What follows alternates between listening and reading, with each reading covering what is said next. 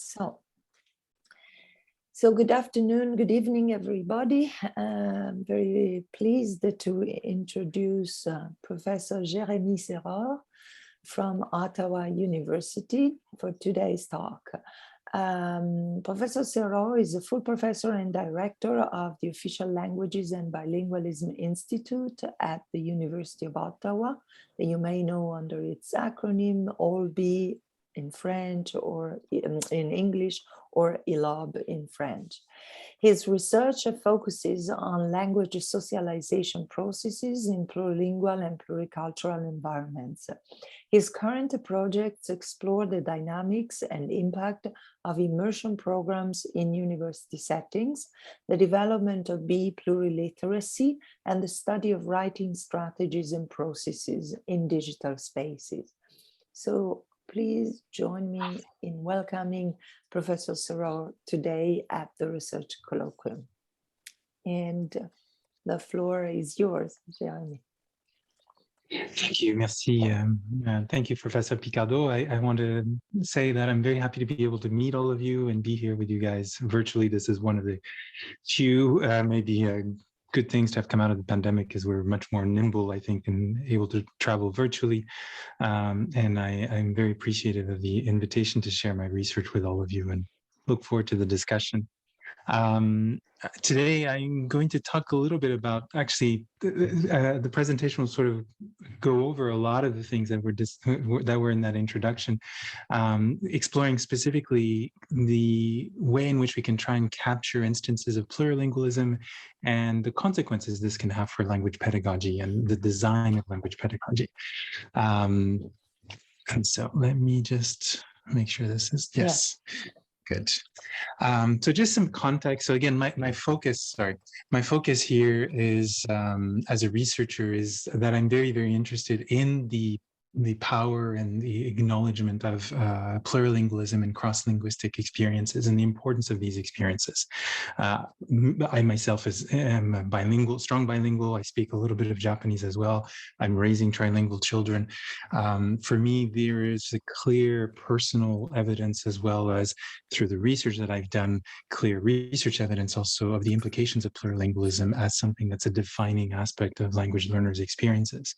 And I say this knowing very well that you probably know this because Professor Picardo is your professor. But I am interested in how we can illustrate the implications of plurilingualism for the design of pedagogic activities that explicitly rather than implicitly, and I'll explain why I put that emphasis, take it into account and trains students to draw on and work on their full linguistic and semiotic repertoires. I think the importance of this work, if we set it up in terms of the reason for it, there is, I think, a large body of work which now sort of has established that we do need to try and counter the challenges and limitations of a more dominant monolingual paradigm that we see in language education, with this clear emphasis on separating languages, especially in the language classroom. So in the ESL class, we should only speak English. In the French class, we should only speak FSL, French. And yet, I believe that language education is going to be stronger if we build on rather than ignore that repertoire that the students are bringing in, and how it can actually contribute to maximizing the cognitive and linguistic benefits of bilingual literacy development, as Jim Cummins puts it. In other words, we need to draw on it, not only because it's important and it's there, but it actually makes for a better language learning experience. And I'm interested in how we can document that. And since this is a research course, I'm going to draw on examples of the research we're doing with Guillaume Gentil and some research I've done on my own as well, to sort of show essentially how we can capture and reveal plurilingualism and what it can mean for language education. I think it's important to do this kind of work because if you're a language educator, if you've spoken to parents or even students, we know that the doubts remain, in spite of the fact that as researchers, I think we can say with a lot of confidence, there's a lot of evidence about the value of a plural approach to language learning. Language educators continue to report uncertainty about, what do we do and how does this effectively work? Some of it is partly because of the lack of training sometimes. So the sort of the trickle down effect of having a monolingual dominant approach means that the teachers or future teachers are sometimes trained in a monolingual way. So when they are exposed to plurilingual approaches, they're a little bit uncertain how to do it. There are worries, of course, as a result, sometimes about confusion that may result if we bring in more languages in a classroom. Worries that plurilingual approaches also will reduce the amount of time that students will have to be exposed and engage with the target language, which are maybe a little bit harder to dismiss sometimes, especially in specific socio-political contexts or in minority language contexts. And this is true, and this is particularly true in Canada. And I do think it's important to reflect that in terms of the context of what's happening at the University of Ottawa. This is especially true. We know that there's this long history again of parallel and separate monolingual approaches to language education. And Canada is, in some ways was one of the first countries to really promote early with programs like French immersion, a vision of bilingualism, which values the ability to learn and use two languages, but they have tended to be kept separated and to a certain extent protected from each other in their own separate school boards, their own institutions, their own classrooms, their own provinces. And we see that at various levels. I mean, there's only one bilingual province in Canada, New Brunswick. We have four school boards in Ottawa, actually. We have the English Catholic School Board, the English Public School Board, the French Catholic School Board, the French Public School Board, and they're all separate. And even at the University of Ottawa, we have parallel but separate programs for Francophones and Anglophones. And still today, there are discussions about, when we bring in something like an immersion program, which sort of encourages language learners to mix, or the idea of bilingual courses, people get very nervous about what that can mean and whether or not this is going to be detrimental to French in this case. So the two solitudes assumption is part of this conversation. And again, I just think it's important for us to try to address and take these things seriously. They're mostly fears a lot of the time. They may not always be based on empirical evidence, and that's part of my argument, is that we do need to sort of make sure that language policy and pedagogy is based on empirical evidence. It's part of my job sometimes as director of the Official Languages and Bilingualism Institute is to talk to the provost, talk to policymakers about, we should do it this way because this is what research tells us. And I think we need to also provide sort of concrete evidence that will convince people that when students are allowed to engage in plurilingual activities, this is not going to be necessarily a hindrance to them, or even the end of the world for even for minority contexts. And that evidence is important because once we have it, it's much harder to fear something that we understand. And we also start to understand that plurilingualism is very, very natural, very unavoidable to a certain extent. I'll show you some of the data for that. And again, not automatically destined to limit or result in negative impacts. Some of this work already exists, and I wanted to acknowledge that, of course. And in Canada in particular, the multi-literacies projects, which goes back for a while. It was in 2006, 2007. But Elodie also goes back for a while, the work of Françoise Armand and her team, the work of Professor Picardo, Gail Prasad, and representations of students of plurilingualism, cross-linguistic pedagogy, the work of Susan Ballinger and her team. I think there is a current trend right now to try and build up and sort of connect with the theories saying to examples and illustrations that can convince the educators and even the parents. But it's still challenging. Part of the challenge is, again, trickle-down effect of the monolingual sort of dominance, I think, is that it's hard to collect data from educational structures because the classes are separate. So you can't actually see official plurilingualisms in some cases because it's banned from the classroom. So you'll not be able to collect it. Ballinger, Manchulao, and Quevillon-Lacasse talk about this. 6 decades of research on linguistic transfer, research focusing on teaching practices that supports transfer, and yet we still remain seriously lacking in this area. And so, and this is an important effect too. And sometimes people say, oh, there's no proof of this. There's no proof because we haven't set the conditions to actually test some of these ideas. Sometimes they're document it in a way. And what often happens is we have these ideologies that that result in plurilingualism remaining hidden sometimes, or unseen, or shameful, or forbidden. A good example of that, just to go back to the practical here, the one way of studying plurilingualism is the famous language portraits, and it's one technique that's been used by lots of researchers. We've used it in a study with Alice Weinberg, a professor at OBI who's now retired, but we asked French immersion university students to draw themselves and reflect all the languages that were part of their lives. And what's incredible when you do these things is, of course, especially little kids, but it works just as well with teenagers and young university students, is they reveal a lot of plurilingualism, because they will show you all the languages that they speak, of course, with varying abilities. But in this case was particularly interesting because this is Tommy, a pseudonym, of course, but at the very start of his studies at the University of Ottawa, produced this drawing and revealed a lot of plurilingualism because he speaks Indonesian. It was his mother tongue, actually. But he also had French. He had it in his hands because it was more of a practical language for him, but he also had it in his brain. He has le français, l'anglais, l'indonésien, English, French, Indonesian, a little bit of Spanish. Super, super plurilingual guy, maybe a bit exceptional.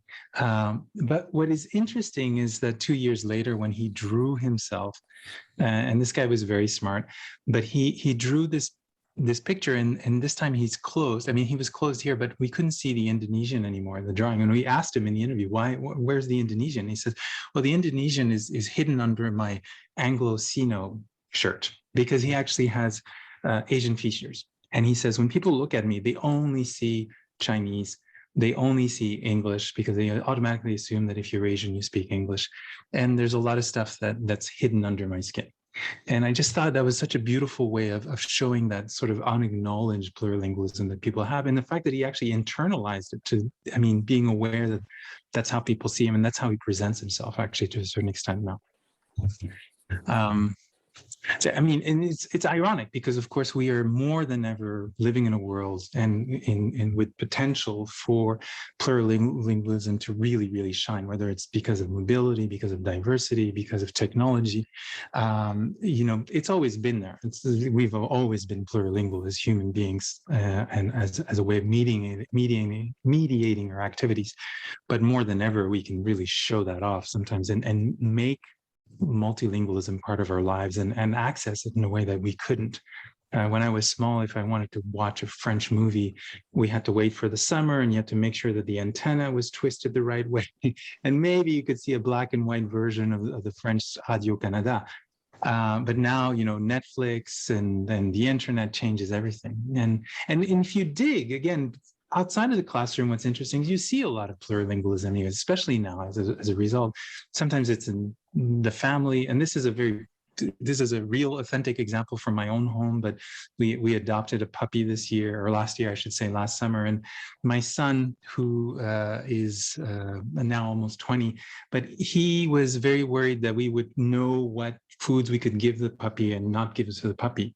And this wasn't an assignment. I didn't give him he just did it. He put a whiteboard up, and he made a table of all the foods that are good and bad. But what you'll notice, it's a trilingual document. And we know this is what plurilingual people do. They do not, if you leave them to be authentic about who they are and what they are, and if they're responding to the context, in this case, he knows that dad speaks French, mom speaks Japanese, his brother speaks all of them. We have a little bit of English, and he ends up, actually it's trilingual. There's a bit of English at the top, and then the rest of it is English and French with signs about, what's going on and what he can eat and what he can't eat. And what's funny is he's even included things that are very, very Japanese in that probably we cannot find, like kamasu, and he translates it into French. I have no idea what his firen is. I would have to look that up in the dictionary, but he did that work naturally. So all this to say that plurilingualism is there. It's always been there, and it's probably even more there than before. If you read the chapter, then I see this, especially with technology. I mean, we see all kinds of things, but I'm of the generation that was able to really benefit from something called fan subbing, which are people who basically, for the love of a cultural artifact will create subtitles. This was very popular for Korean dramas, Korean songs, Japanese dramas, Japanese anime in particular. And so these are people who on their own will spend time translating and producing essentially a plurilingual document going from the original one language TV series, for example, and will then translate it and do it very, very creatively, with great creativity. Again, the congrats here is not in the original anime. It was added by someone to create the effect that you can actually read what's on that omelet. So that is really interesting for me. And again, I'm very interested in gathering evidence of how this works and showing off potential of that plurilingualism. But again, the challenge is how do we do it in more formal educational contexts, and how do we show that it can be integrated within language education programs, knowing that there are fears about that in certain cases. So what I'm going to do now is just draw a little bit on research that's being conducted with my good friend and collaborator, Guillaume Gentil from Carleton University. And I really want to acknowledge his participation in this. But we have a project that we've been working on together for the last 4 years now, 4.5 years, focusing on biliteracy development and plurilingual writing processes with university students at the University of Ottawa.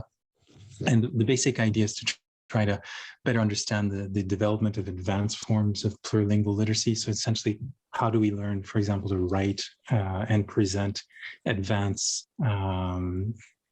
texts and documents in more than one language, and to do so by looking at the strategies and the processes that students employ and enact as they're learning to do these things, especially as they're going through in what we can find at the University of Ottawa bilingual programs, or opportunities to at least study both languages, if not simultaneously, at least concurrently.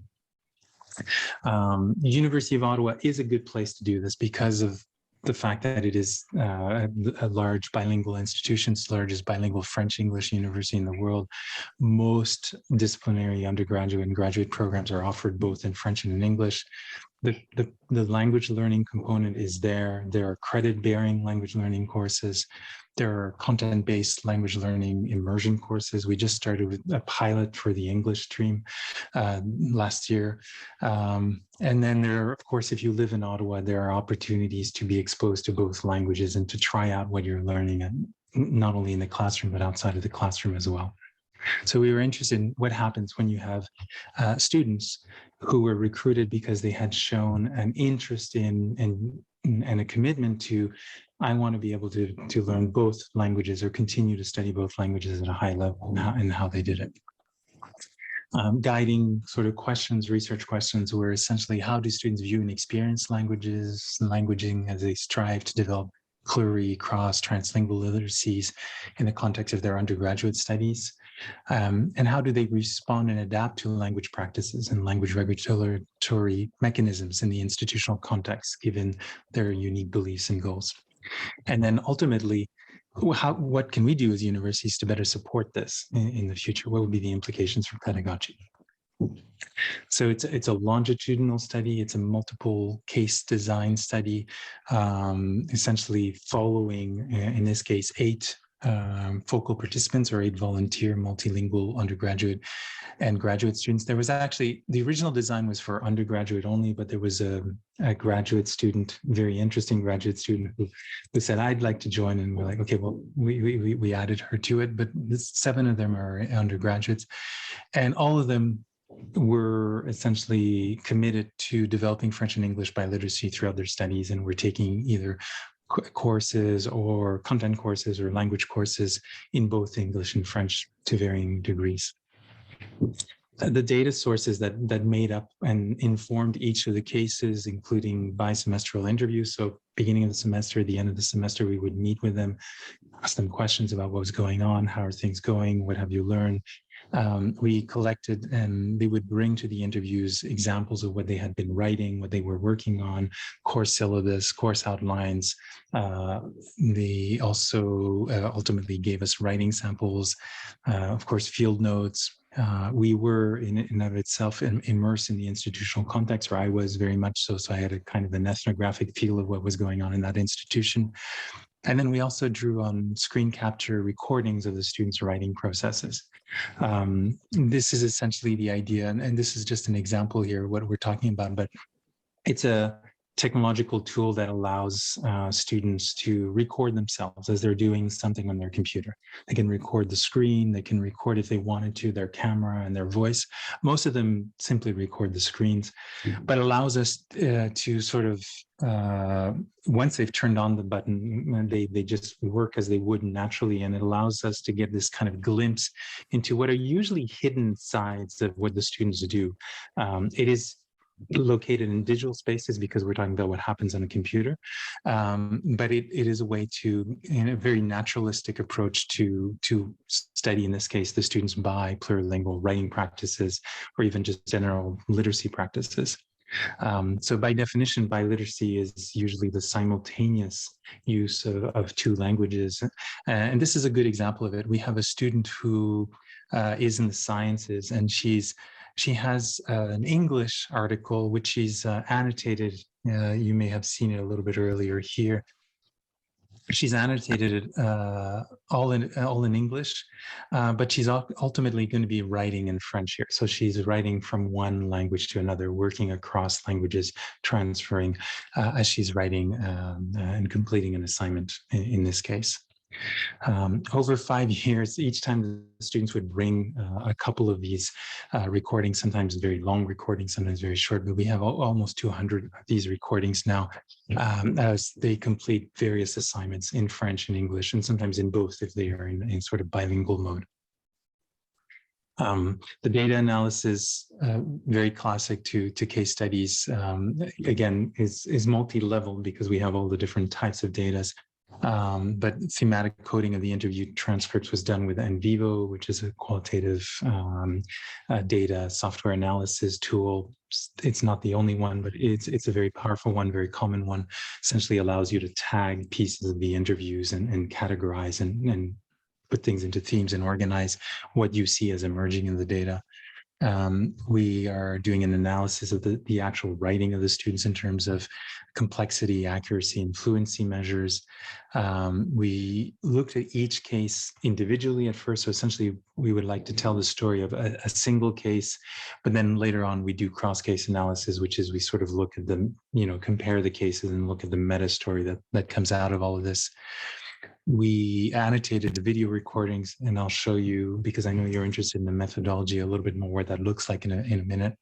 And then all of this is triangulated. So you have multiple theories, multiple methods, multiple data, multiple investigators, because I'm working with Guillaume and we have a team of research assistants, and which generates the findings. The screen capture videos were analyzed with Elong. I'm not sure if you're familiar with this. It's interesting because it's free. It's a linguistic annotation tool developed by the Max Planck Institute in Europe. Very, very rich, very, very powerful. Not super user-friendly, but if you invest the time in learning it, it can be a very nice way to work, not only with video data, you can actually use it with audio data as well.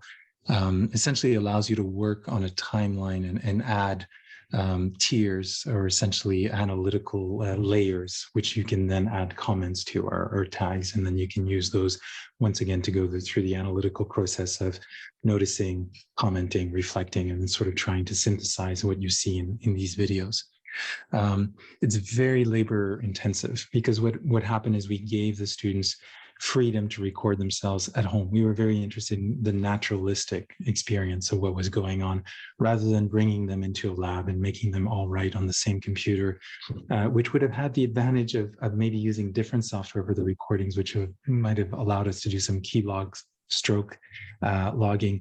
But in this case, we just have the videos. So we have to look at those videos, and essentially we have a two-step process, which is, first step is sort of just a general description. We look at videos and we see, okay, what's going on? What do we notice in it? What's relevant, particularly for this one, which sometimes allows us to prioritize which videos we're going to then take on to the second step, which is a more detailed analysis, where we're really looking at what are the processes, the processus d'écriture, what are the resources being used as the students draw on various tools, what's the environment looking like, because the organization of the space is interesting. comments that we see, and then the types of translanguaging, plurilingual negotiation that we see in the videos as well. So just to give you a sense of the findings, some of this you have seen already in the article. In that idea that I introduced at the beginning, that I think plurilingualism is everywhere if you don't ban it from the classroom. We see it with the students. The students reported that plurilingual practices did occur and were frequent with bilingual friends, with family members. It's probably not a coincidence that many of these participants were themselves already plurilingual. So they spoke French and English, but some of them spoke Spanish, some of them spoke Gaelic, some of them spoke Arabic. But at work, so living at the University of Ottawa, living in Ottawa and working at the University of Ottawa, you have an obligation to be able to serve people bilingually, and then everyday practices. So using plurilingual practices to address lexical gaps, to write from one course to another. And then for the students on the French side, or who are French dominant, a lot of commenting about how you couldn't avoid English anyways, because so much of science is published in English. So ultimately, sooner or later, even though they're studying in French, they're reading or sometimes writing in English as well. Sometimes, and this was interesting, the opportunity even to work with bilingual text. So literally 2 languages on the page. We saw that with a student who's studying law, and when they look at the Canadian laws, they are literally like on one side, on the right-hand side, it's English, on the left-hand side, it's French, or vice versa, I forget, but the translation is right there. So translated documents. Or when they are in some cases either receiving official communications or producing official communications at the University of Ottawa, the regulations actually say that all those communications must be bilingual. So it's always an English message follows French and then English, and it has to be in that order. So some of the students ended up working in positions like a student association rep, where she was producing those kinds of emails and would produce bilingual emails.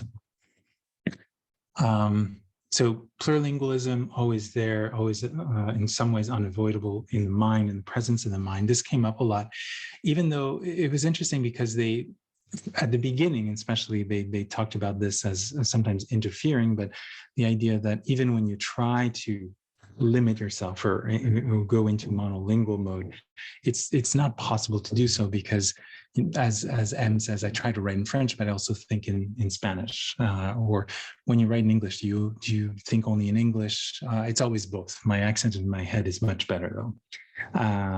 So that was interesting. So it was present. The plurilingualism was in their lives, in their daily activities, but they talked about it. It's also in your brain.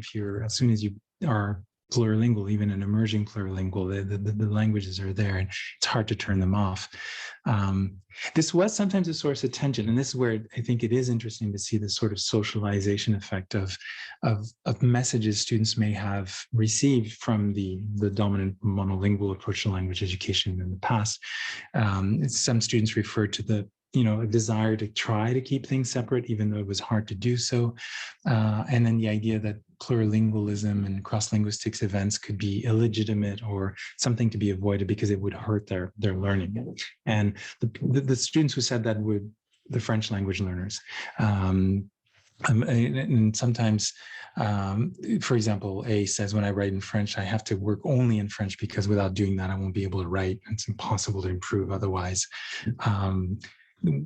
M was very mad because a professor had English on his lecture slides, even though it was a French class, and she felt that it should be all in French all the time. There was, for some of them, a desire for the separation was strong, and I think it's interesting to note that this was kind of reinforced sometimes by the institution itself, and I think that's also something that we need to talk about sometimes when we look at plurilingualism and the forces that sometimes go work against it, or it would counter it, or try to anyways. As I mentioned, at the university, we have these parallel but separate programs, and sometimes students are not even, so if you're on the French side, you're supposed to stay on the French side. You can't mix very much. You can't go from the English to the French. When you join the university, you have to align yourself as either Anglophone or Francophone, even if you're an international student and neither of those languages are your first language. It's often determined by your high school as dominant language, which is kind of funny because it means if you finished your high school in an English high school, then you're categorized as Anglophone, even though your name might be Marie-Ève Béliveau and your mom is French and you speak perfect French and you were in an English high school only because it was geographically close to your home. And this is within the university itself, but even outside the university, there was this interesting case of one of the participants quite recently had applied for a B.Ed program in another university and was rejected because she was identified as an Anglophone, and they felt that she didn't have enough FSL courses to match the requirements for entrance into the program, even though she had taken FRE, which is French classes, and then FRA, which is Français classes, which are more advanced French classes, and had been an immersion student. So she had actually taken French disciplinary courses in French. So she had tons of French. She was super, super bilingual, but somehow that oversimplification of the category was such that they just saw, oh no, we have no FSL. You can't be a French teacher in that B.Ed program. The good news is, I think that over time we do see that the students sort of take a step back and sort of become more critical about that idea of separating, and partly because, again, it's unavoidable, but also because of the socialization that they're able to get in a bilingual space, even if it's regimented in certain ways. Because I think, again, the natural result is that people will be plurilingual. So interactions with multilingual friends, which results in code mixing and sort of normalizing that. And then the experience of the usefulness of engaging in plurilingual or cross-linguistic practices. So it's useful to produce plurilingual notes to capture words or ideas that don't exist in another language. It's useful to read multiple sources and to be able to mix the languages as you're doing the research, so that you can get different perspectives. Those are the things that are, supposed to be the value of a plurilingual education. And they did sort of notice that and would comment on that. And then even at the writing level, like even though there was the one student who was very afraid of mixing, acknowledging that it's useful to draw on different writing traditions, different skills that they would have learned differently in different languages. So Em talked about Spanish is my first language. It's difficult to learn to read and write, but it helps. Of course, it helped her abilities in French and in English because she was able to draw on that.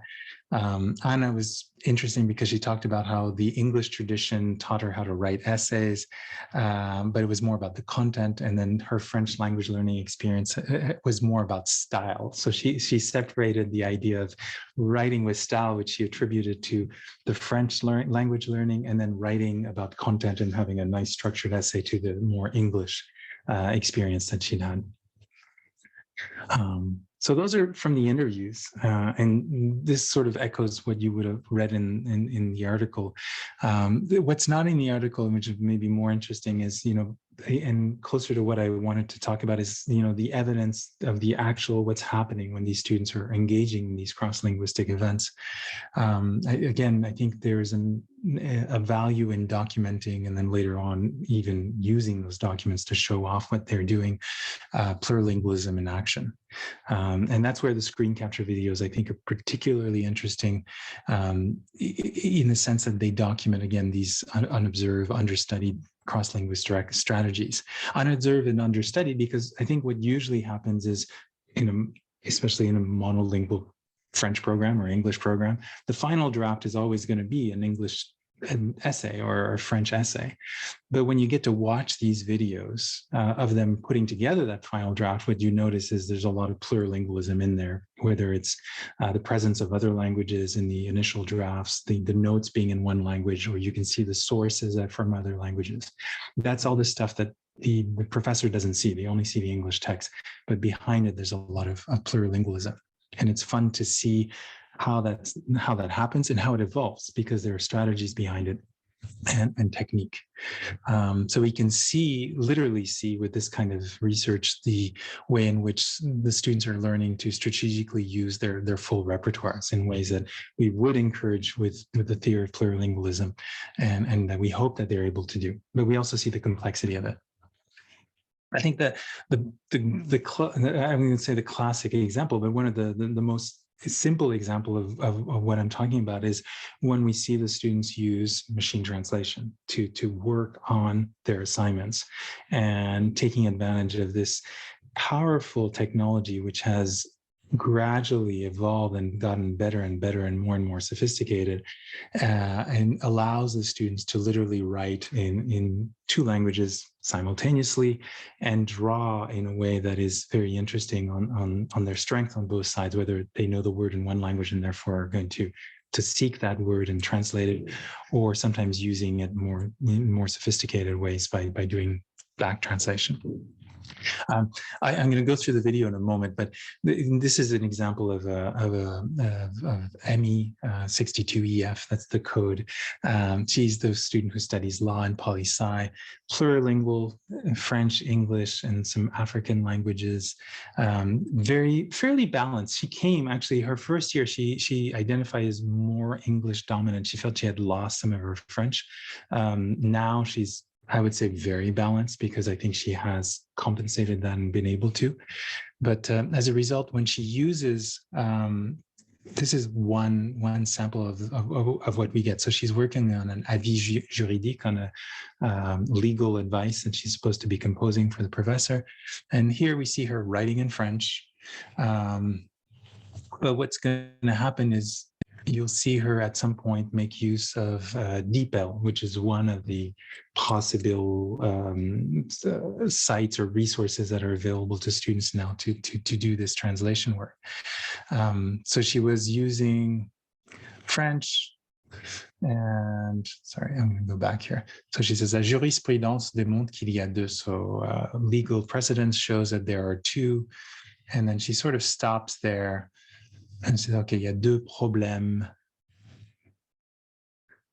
And you see her write a full sentence. And this is one of the things that distinguishes her from other cases. Some of the other cases also use translation technology, but they tend to look only for a word, also almost using it like a dictionary.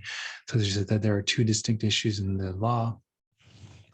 And I like this example because it's kind of a visual representation of what we know probably happens with plurilinguals. I mean, they're both there in your mind at the same time. And here they're both there on the screen at the same time. And she jumps back and forth. You'll see her go, she's on the English side. She's composing the full sentence. Speed it up a little bit. So now she jumps on the French side and she's checking out words and alternatives to the words. Dans la loi qui perpétue, she looks at, there are two questions. She changes it to problems. She's looking for alternatives to questions. She chooses problems. There's aspect. She's not, we know she's not super happy with it. She's still looking for alternatives to aspect here. Now we see that, again, the plurilingual, she's jumping back, she switches to English, she changes issues to problems to see if that results in anything different. Still checking for alternatives. So you can see she's doing what we often do when we write, she's problem solving. But this is, I think, evidence of what Sasaki calls sometimes rhetorical refining. Like she's not, I mean, the criticism of machine translation is the stereotypical representation of it is that the students will just write something in English, translate it into French, and then copy paste that and hand that in. That's not what she's doing. She's originally writing in French, and then she's using it in a much more kind of careful way. And we see that in the end, she does adopt aspect, and she's going to keep writing, essentially. So there's post-editing afterwards. So she didn't just copy-paste what was in DeepL. Sorry, I started talking and I missed that on the video, but she wrote it down and then she'll change it again. So there's this evidence of bidirectional lexical transfer going back and forth. And the idea is that she's writing with DeepL rather than DeepL writing for her, which is sometimes the criticism that's placed on machine translation. And I think that I think that's an important distinction. It doesn't mean all students will do this, but if they're doing it this way, it's a much more active, much more engaging, into the process of the language and reflective of what's going on in their brains, most likely, and probably more apt to lead to learning. And then, of course, the data is interesting because we see the variation. So there are cases of students who do use translation, others that don't or don't want to or hesitate to. Case 2, which is Anna, some of those quotes earlier from her, she's the one who was always, she had this deep embedded sense of, I should keep languages separately, because she talks about it in the interviews. Like in high school, she was told, do not mix the languages, French, French, French, English, no, no, no. But she took a translation class and was introduced to DeepL and was taught how to use it effectively and in a more sophisticated manner. And she began to use it for assignments, but it's still, she was reluctant to it, which was interesting. See, she talks about, she was speaking to us in French, even though she's English dominant, but she says in emails, yes, she uses DeepL in emails. I don't know the little jokes and the whole, when you write the greetings in French for emails, it's ridiculous. They're like 1,000 sentences at the end to say thank you, blah, blah, blah. So it helps me a lot in those cases. But, and this is the interesting thing. So for emails, she's talking about emails that she's sending as the student association rep. And it's a much more personal, much informal, out of class situation. Then all of a sudden she feels it's okay to use DeepL. But she says, but for writing in classes, I don't use it too much because I find that I write much better when I'm in the essay format and whatever. So I have to see the page and all of that. So she's still separating in some ways or resisting the engagement in plurilingualism when it comes to the formal class. And I suspect it's again because she's been socialized into that view of no, we got to keep things separated. I mean, she still uses it a little bit, like she uses it, but she's an example of using it more as a dictionary. And as a result, it's less effective very often because she's just looking up words. And when you're looking up words, the tool itself is not as interesting because the value of these resources is if you give them enough context, the result is much more interesting. So for example, she looks up the word bored, but she gets s'ennuyer. She's looking up an adjective, but she gets a verb. It's not very, very, very useful. It's still something that she can draw on. It still generates moments of processing. You see how much time they spend doing this. And there's still, as a result, evidence of them engaging in plurilingual thinking and activating their full repertoires. But it's an example of somebody who's doing it maybe at a different level and maybe less effectively and with less power as a result. So implications from all of this, I think we see this kind of research as showing the value of reflecting explicitly on students' natural and likely unavoidable use of plurilingual resources out of the classroom, but also in the classroom, and also the need for guidance if we want these students to be able to move plurilingualism beyond informal and personal realms to academic realms. At the moment, what's happening is the students are sort of figuring it out on their own, but they're doing it on their own, and they're also, again, sort of running into the structures of the institutions, of the classrooms, the ideologies that have told them to keep things separate and neat, and as a result, this makes it hard for them, I think, to really develop these plurilingual strategies in a way that would be more effective if we were actually to say, okay, let's talk about machine translation in the classroom, because none of them, except for the student who took a course in translation and therefore they talked about it explicitly, have had an opportunity to discuss this explicitly or to look at writing as something that can be done in two languages at the same time. They're figuring it out on their own. And if they're lucky, they're moving beyond that message that you shouldn't do that. I think they're lucky because as a result, they can write more powerfully and they can draw on and transfer more from the other languages. But we should probably be offering more guidance and supporting and facilitating that shuttling, the translation, the transfers. For pedagogy, I think it means we have to think about how we can design tasks that explicitly address strategies such as the effective use of machine translation, maximizing the chance that these practices are going to be effectively deployed and to scaffold language learning.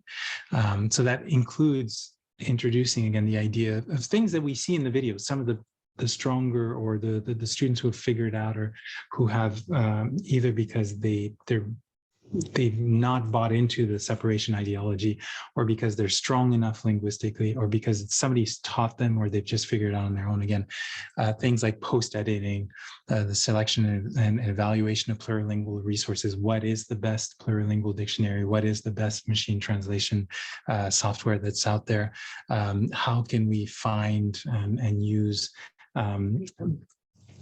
bilingual sources to allow us to compare and get a sense of how genres might be a little bit different.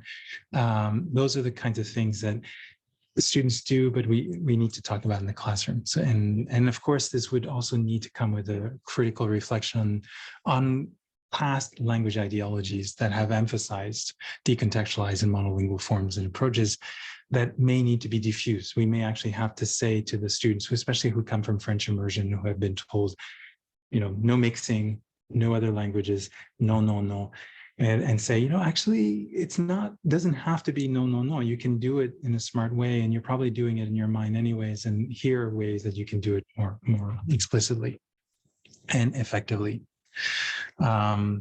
And then documenting it as so again, for the teachers who are not sure, for the students who are not sure, like Anna, I think we didn't do this because for ethical reasons, we're not sharing the data, but it would be fun to show Anna what Emmy is doing and show her, you are really hesitating and not wanting to use DeepL because you think it's not good, but look how Emmy is able to really produce these interesting texts and really draw on her French and her English simultaneously. So in this way, by documenting, we sort of demonstrate and we can model the sort of flexible and constant activation of languages that is present in emerging bilinguals. We can show how learning a language is about learning to strategically use that repertoire and what that can mean literally, how it can be balanced, and sort of the creativity of it also, and how it's very unique also to each student. It's also unique to the students. Each case will be different, and as a result, it would be foolish to simply try to oversimplify things by saying, oh, plurilingualism is always good, plurilingualism is always bad, and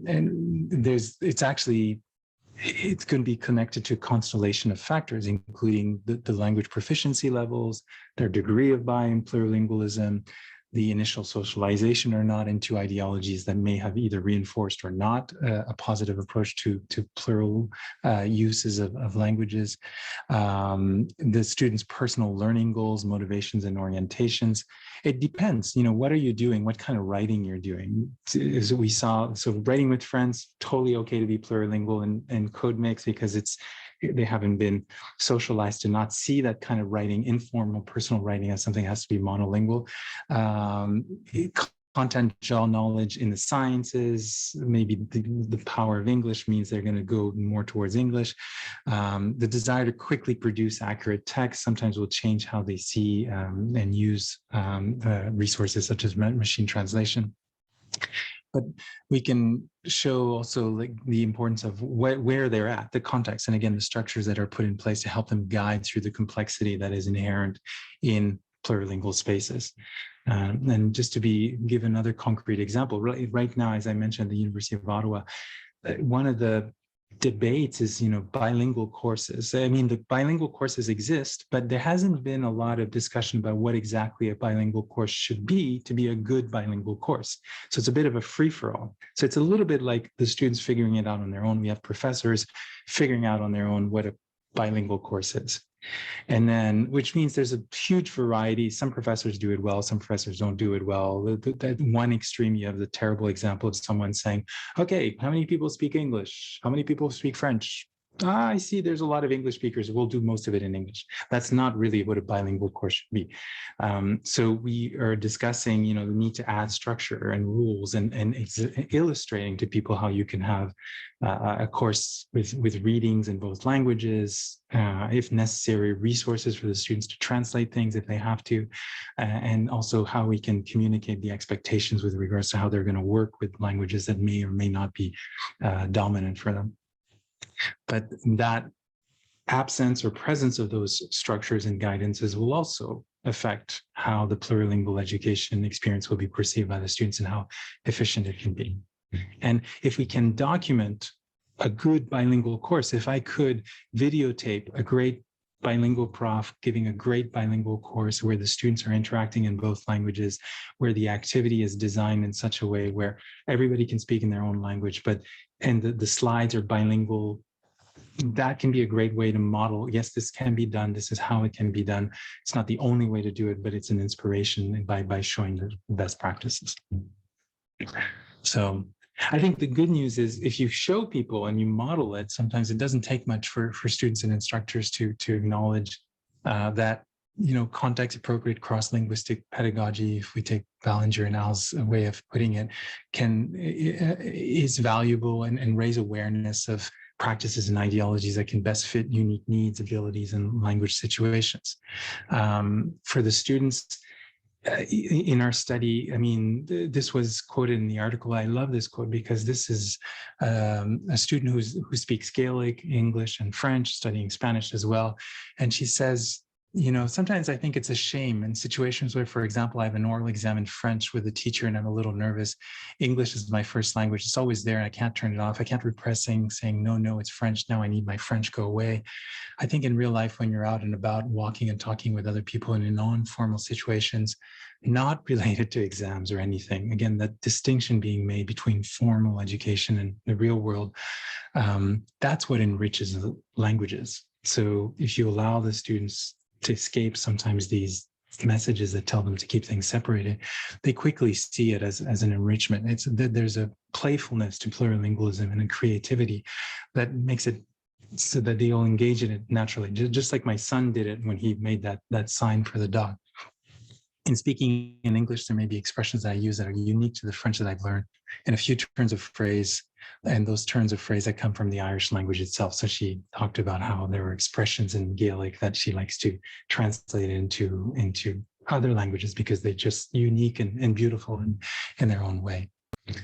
And I think it's the same with educators. You can show them, once you show them how it can be done, and the machine translation is an example of that, it can really help them illustrate and understand what and maybe allay some of those fears. So a full video of the genesis of a text, which you can do with screen capture video technology, where you see the students start off with a few ideas, and some of those ideas are written in English, and some of the ideas are written in Spanish, and then the outline sort of morphs, and there's a bit of machine translation going on, and some of the paragraphs are originally written in one language, other paragraphs are written in the other language, and then you see how it moves and evolves and morphs ultimately into that final monolingual draft.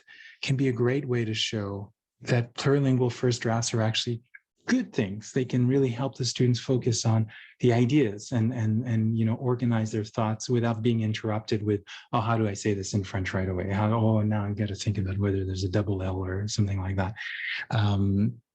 It's a great way to show what we can do and inspire potential activities that draw again on multiple dynamic interrelationships between the languages of students and where the evidence points to the value of synergy rather than separation as being the real benefit for the students and for language programs. So from a research perspective, as students in a graduate program, I think some of the interesting questions that are worth exploring for you guys, for all of us who are interested in this, include things like more attention paid to the resources, including, of course, digitally mediated ones, but not exclusively digitally mediated ones that students can use to activate and scaffold their full linguistic repertoires. I think we're going to see with things like Google, the Google app that now allows you to use the camera and instantly translate things, for example, or the applications that allow you to have conversations where you can see subtitles, are going to change and add another layer in terms of what we can do. And I think there'll be students using these tools in very interesting and strategic ways. And again, it would be interesting to look at what those are and how we can best draw on them. The fan subbing thing is an interesting class activity. You give students, you ask students to choose a cultural media that they are proud of from the language, from their home language, and then you say, I want you to fan sub it for everyone to enjoy in class. Could be a song, could be a poem, could be an excerpt from a drama. And the ability to produce what will ultimately be a bilingual or plurilingual document, but one that's meaningful for them, close to the notion of identity text, is an interesting activity. And of course, what's fun there is the engagement is very high, and they get to do all kinds of interesting things like comparing the languages, talking potentially about interesting things they notice about the grammar when you look at both, and doing it in a way that is, again, reflects what's actually happening in the real world and brings it into the classroom and therefore makes it more real. How can we better document the impact of those resources and plurilingual activities on the learning? So things like the screen capture technology, I think, is one way of doing it. It would be great if we could videotape what happens in these classrooms more often. This, I think, is one of the great strengths of Françoise Armand's work. I think Enrica knows, but when you see those kids engaging in plurilingual activities and none of them get confused, none of them reject the other languages. If anything, they're discovering languages and becoming more interested in them. That can be fantastic. And then how can we take those insights back into pedagogy? And finally, where does that happen? Where does that cross-linguistic work? Where does that plurilingualism occur and under what circumstances and with what frequency? How often does it happen under supervised forms of literacies? Under the present regime, very monolingual dominated, I would suspect it doesn't happen so often, versus unsupervised forms of literacy. So in the personal world, and that's where I think it will happen more often. And what is lost when there's too much of a gap between the two, and the opportunities for language learning, language discovery, and more engaging language learning for the students. So I'm sorry I didn't time myself, but I will end it there, and I'll open it up to questions. But thank you very much for listening to me and your attention. Thank you very much, Jérémie, for this very interesting talk that brought us so much more than the readings, and I'm sure the student will have a lot of questions on this type of research that we hadn't seen so far in the presentations. So I stopped the recording here, and then we'll go into the question answer time. Thank you very much. Thank you. Okay, stop the recording.